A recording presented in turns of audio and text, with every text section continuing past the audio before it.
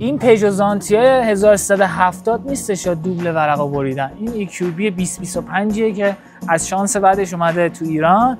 به بسم الله هم صافکار این بلا رو سرش آورده، حتی پلاک هم نداره. حتما کارخونه یه موضوع مد نظر داشته که این دوبل اینجا کار گذاشته. وگرنه آقای صافکار اومده دیده این شاید اضافی اومده بریدتش.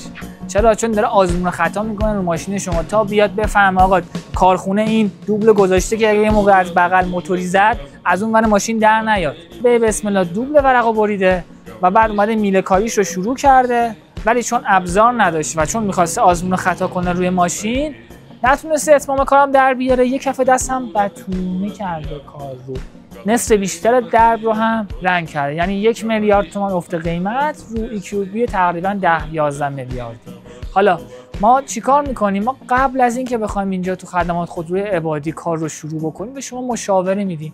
اول ماشین میره تو اتاق کارشناسی ما، قشنگ ما بررسی میکنیم ببینیم که اصلا ارزش این رو داره که شما بخواید هزینه بکنید PDR بکنید. حالا این اتفاقی که برای EQB افتاد برای تک تک این خودرو هم تقریبا 50% خودرویی که به خدمات خودروی عبادی مراجعه میکنن هی اتفاق میفته.